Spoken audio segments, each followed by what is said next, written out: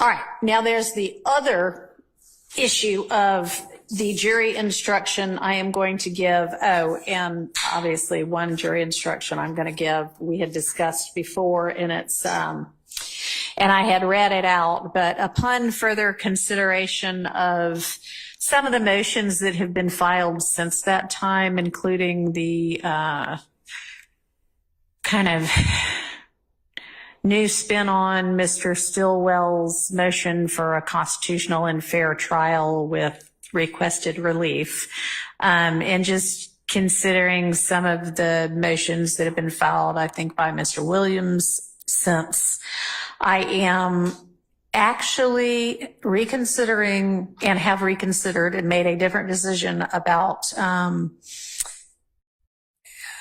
at one point I had said I was going to just say disregard any comment about any of the actions of the lawyers. And I'm going back to the proposed instruction with that. And I'm going to say that may have been disparaging of any of the lawyers in this case, because, I mean, it is a fact that on the record, some things were said about certain defense counsel that anybody who's an attorney would consider disparaging, unprepared, and unprofessional. So I'm going to address that and seek to cure that by just using that actual word.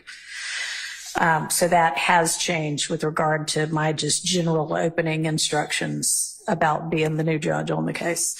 Now we have to decide how we're going to instruct the jury about what to consider and what not to consider as to Mr. Copeland's testimony. Now, this assumes,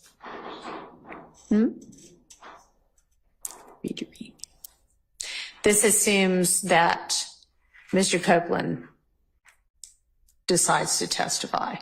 Obviously, if he decides at this point, you know, on Monday not to take the stand at all, then it's a pretty easy instruction because it's disregard everything you heard from this witness. But if that's not the case, then does anybody have a proposal for how we are going to, and I think that's what the state had sent something on. And has the defense had a chance to look, and is there, I think Mr. Williams maybe has just sent over his proposed instruction, which hopefully everybody has gotten. All right.